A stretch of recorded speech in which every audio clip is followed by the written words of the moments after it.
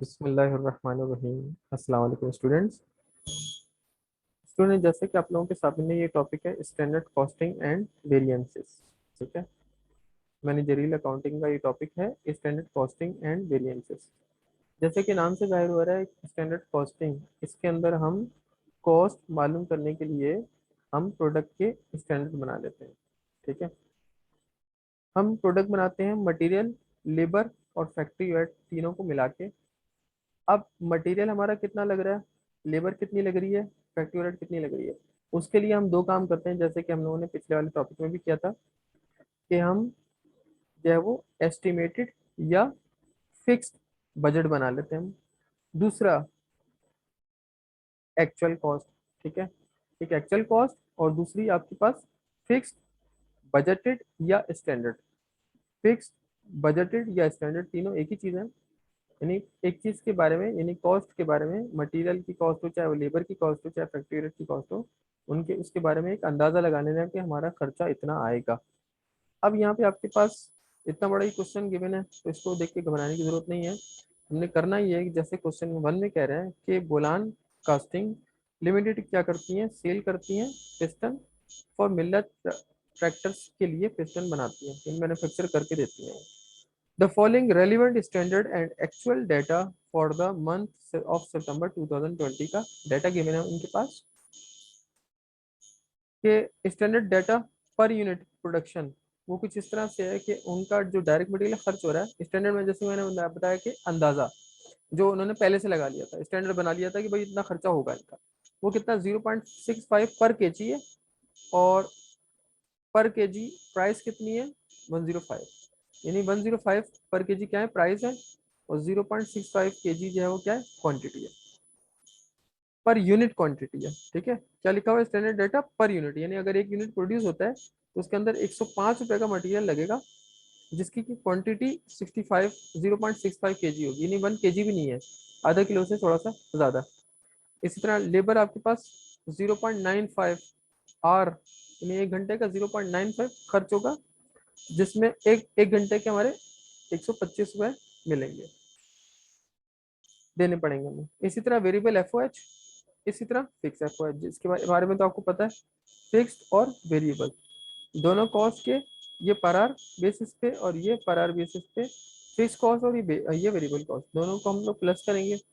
इसी तरह budgeted fix factory overhead हमारा टोटल कितना बन रहा है, 3,39,625,000 इसी तरह नॉर्मल कैपेसिटी क्या है, 10,000 यूनिट्स है, 9,500 आवर्स हमारे खर्च हो रहे हैं, 10,000 हमारे क्या है, यूनिट्स है। तो आपने करना है इसके अंदर ये है कि ड्यूरिंग द मंथ, ये हमारी क्या दी है, सब हमारा स्टैंडर्ड डाटा दिया हुआ है, यानी एस्टिमेट जो हमने स्टैंडर्ड पहले से बना लिया है, जबकि ये ड्यूरिंग द मंथ जो एक्चुअल हमारा खर्च हो रहा है।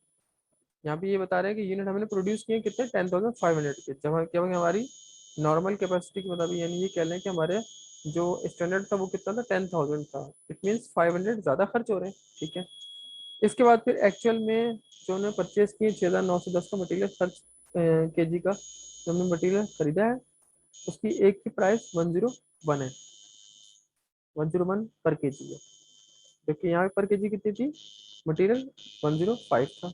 ठीक है, उसके बाद फिर यानी यहाँ पे हमारा खर्चा कम हुआ है, पर केजी बचत हो रही है, और टोटल हमारा 6,910 केजी खर्च हो रहा है। और इसी तरह फिर आपके पास है एक्चुअल डायरेक्ट लेबर आवर जो हमारे खर्च हो रहे हैं, 9,935 घंटे खर्च हो रहे हैं, जिनकी कॉस्ट आपके सामने ये गिवन है। इसी तरह फिर actual fixed factory overhead cost वो कितनी है, 349,700। इसके बाद फिर एक्चुअल वेरिएबल, जैसे फिक्स, जैसे वेरिएबल एफ थी, फिक्स एफ थी, इसी तरह यहाँ पे भी वेरिएबल और फिक्स एफ है, लेकिन ये एक्चुअल में है, और वो क्या थी, ये दोनों क्या है, एक्चुअल है, और वो दोनों क्या थे, एस्टिमेटेड। करना हमने क्या, calculate overall variance. Overall variance के लिए हम लोग क्या करेंगे, बहुत आसान है, हमने करना ही है, इन सबको इसी तरह लिखना है शेड्यूल के अंदर। पहले हमने एक्चुअल को लिखना है, क्योंकि ये हमारे एक्चुअल वैसे ही लिख दिया हम लोगों ने, मटेरियल लेबर फैक्ट्री रेट के जो भी खर्चे आ रहे हैं। दूसरी तरफ हमने लिख दिया स्टैंडर्ड, स्टैंडर्ड में ये सारा हमने एज इट इज उतार दिया। कैसे? 105 को मल्टीप्लाई कर देंगे हम लोग इसके साथ 0.65 के साथ। ठीक है, ये देखिए, ये लिखा हुआ भी है इसमें।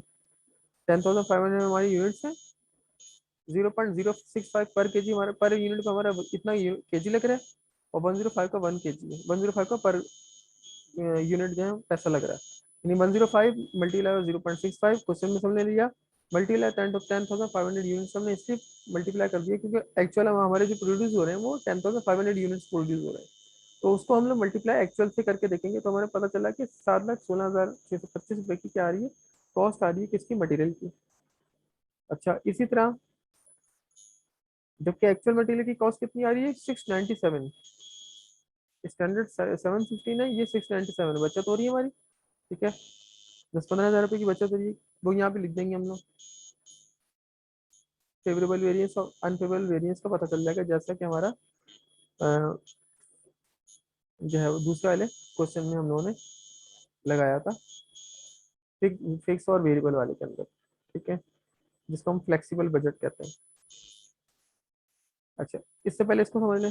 Standard cost, direct labour cost 10,500 multiply by 0.95 multiply 125, तो यह आ गई हमारी कॉस्ट। ठीक है, इसी तरह ये कैसे मैंने किया भाई, एक्चुअल यूनिट सबको हम लोगों ने एक्चुअल यूनिट से ही मल्टीप्लाई करना है, और यहाँ पे 0.95 125 ये आपको क्वेश्चन में गिवन है स्टैंडर्ड की, ये दिया हुआ। ठीक है, इसी तरह इसके लिए हम लोग 0.95 मल्टीप्लाई 27, 0.95 मल्टीप्लाई 35, ये देखिए, ये 20 ये आपके 26 और ये 35, और मल्टीप्लाई 10,500 से हम लोग करते चले जाएंगे। ये हमारा टोटल आ गया।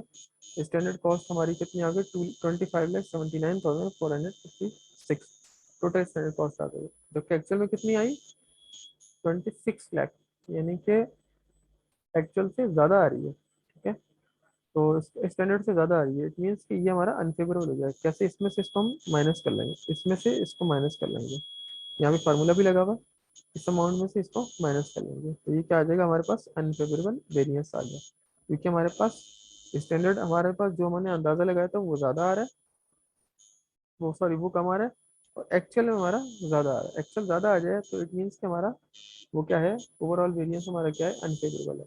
यहाँ पे मैंने लिखा भी है ओवरऑल वेरिएंस, इसमें से इसको क्या करेंगे, माइनस कर देंगे। इसी तरह फिर पार्ट बी के अंदर हम लोग क्या करेंगे, जैसे मैंने बताया कि 101 माइनस 105, यानी standard, standard 105 minus actual multiply 69, तो ये हमारा फेवरेबल वेरिएंस हो गया 27,640 का। इसी तरह ये आपने सब, इन सब में आपने ये करना है कि जो भी जितने जिसमें भी माइनस हुआ हुआ है, इसमें से इसको माइनस किया हुआ है, इसमें से इसको माइनस किया हुआ है, ये आप याद रख लें कि स्टैंडर्ड में से एक्चुअल को माइनस करना है। यहाँ मैं लिख रहा हूँ, स्टैंडर्ड में से माइनस करना है आपने एक्चुअल को। ठीक है, याद रखें, स्टैंडर्ड माइनस एक्चुअल है, स्टैंडर्ड माइनस एक्चुअल, जैसे कि यहाँ यहाँ दिया हुआ भी है, ये हमारा हो गया एक्चुअल। ठीक है, मटेरियल आ रहा था, और ये हमारा हो गया स्टैंडर्ड। ठीक है, स्टैंडर्ड 105 था, ये रहा standard minus actual, sorry actual पहले लिखेंगे और स्टैंडर्ड बाद में लिखेंगे, एक्चुअल माइनस माइनस स्टैंडर्ड। ठीक है, एक्चुअल माइनस स्टैंडर्ड करेंगे हम लोग। इसी तरह यहाँ पे भी, यहाँ पे भी यही करेंगे, material quantity variance price variance के अंदर प्राइस को प्राइस से माइनस करेंगे, स्टैंडर्ड एक्चुअल मल्टीप्लाई कर देंगे हम लोग एक्चुअल यूनिट से, जो कि 69,000 केजी थी में। इसी तरह मटेरियल के अंदर, क्वांटिटी के अंदर क्वांटिटी में से क्वांटिटी माइनस करेंगे, standard quantity minus actual quantity, sorry actual quantity minus standard quantity multiply 0.65 पर केजी स्टैंडर्ड कॉस्ट के साथ, और मल्टीप्लाई 105 के साथ, तो ये हमारे पास आ गई 8,925 अनफेवरेबल आ गई। ठीक है, क्योंकि हमारे पास स्टैंडर्ड क्या है, क्या थी, कम थी, और जो है वो एक्चुअल में क्या हो गया, ज़्यादा आ गया, पैसे ज़्यादा खर्चा हो गया हमारा। ठीक है, ज़्यादा यूनिट्स खर्च हो गए। ये क्या करेंगे हम, 10,500 यूनिट्स हैं, ये केजी में दिया हुआ है, ये अभी हम लोग समझे क्या करेंगे, 10,500 को मल्टीप्लाई 0.65 से करेंगे, तो जो अमाउंट आएगा उसको इसमें से माइनस कर लेंगे। ठीक है, और फिर उसको मल्टीप्लाई करेंगे 105 के साथ।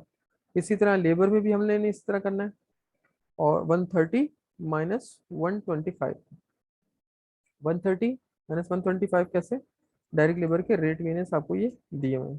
ठीक है, लेबर ये आपके 125 और ये आपके 130।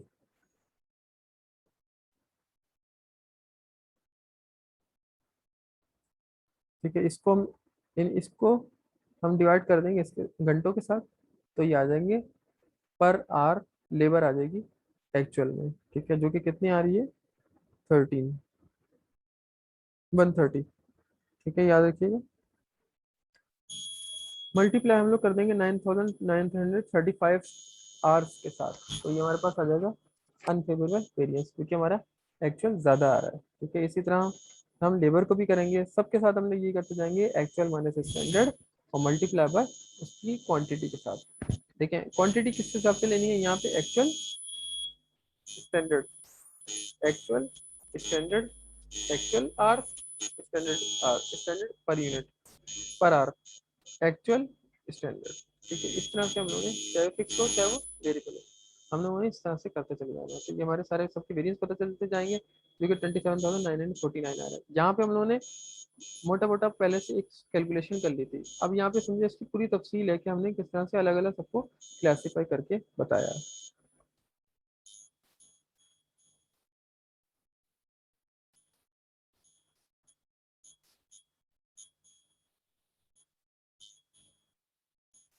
ठीक है, तो ये था हमारा आज का टॉपिक, उम्मीद है आप लोगों को समझ में आया होगा।